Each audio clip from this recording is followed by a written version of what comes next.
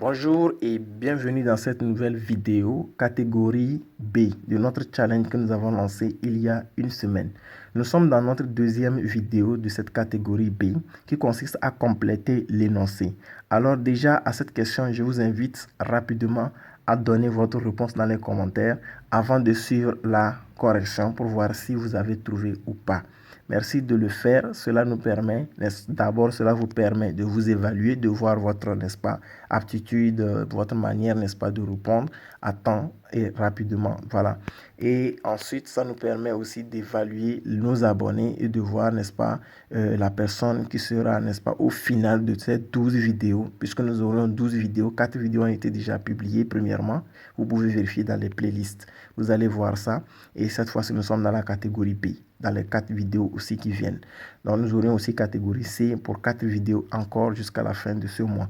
Donc, je vous invite à répondre dans les commentaires et au final, je me permettrai, n'est-ce pas, de faire les sondages dans tous les commentaires pour ressortir celui-là qui a pu répondre dans les 12 questions, dans les 12 vidéos, les bonnes réponses et il sera donc proclamé, n'est-ce pas, son nom sera affiché sur notre chaîne UDM Academy étant, n'est-ce pas, le meilleur de ces challenges que nous avons lancés. Alors, on se retrouve juste après l'introduction pour la résolution de cet exercice.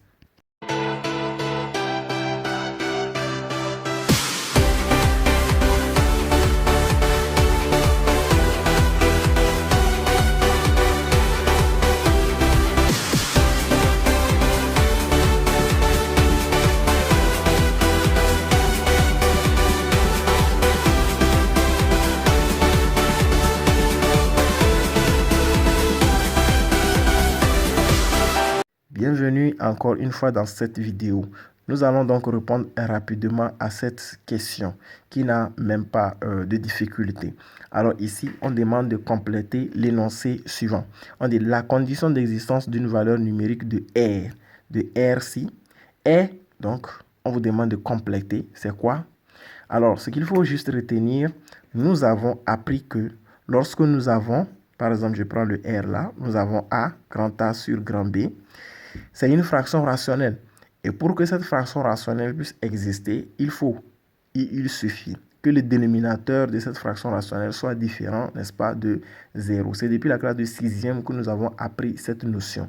Mais sauf qu'en classe de 6e, on n'a pas donné une forme directe à cette question qui consiste à trouver la condition d'existence. Ce n'est pas ce qu'on avait dit. On avait plutôt dit qu'on ne divise jamais un nombre par 0. C'était la phrase fameuse que nous utilisons ou on nous a enseigné depuis la 6e, qui adapte, n'est-ce pas, à notre niveau à l'époque. Mais cette fois-ci, en 4e, en seconde, je peux dire, voilà, en 3e plutôt, on vous dit que c'est la condition d'existence de la fraction rationnelle.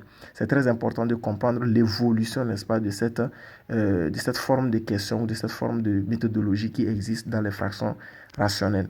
Et en classe de seconde, vous allez commencer, seconde, première, terminale, vous allez commencer par entendre parler, n'est-ce pas, d'un autre nom qui est quoi? L'ensemble de définitions.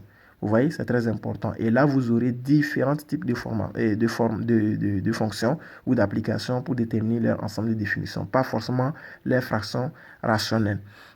Alors, dans un autre cas également, dans la résolution des équations qui ont pour objet ou bien qui ont pour assimilation les fractions rationnelles, vous auriez à entendre parler là-bas de quoi? De domaine de validité. Donc, la méthodologie ne change pas, mais c'est le nom qui change à chaque niveau ou à chaque catégorie de questions qui existent en sciences mathématiques. Alors ici, nous parlons de conditions d'existence. Donc, c'est niveau 3e, cette question. Alors, nous disons que R existe si et seulement si B est différent de 0. Voilà la condition que nous donnons pour cette fraction rationnelle. Donc ici également, nous devons répondre à cette question en le disant. Donc on va dire R existe si et seulement si, puisque notre B ici c'est si et seulement si 3x au carré moins 12 est différent de 0. Donc voilà ce qu'il fallait dire premièrement comme condition. Et là, nous allons posons 3x au carré moins 12 égale à 0. Et nous allons tirer la valeur de x. Ici, on voit qu'on peut factoriser quoi?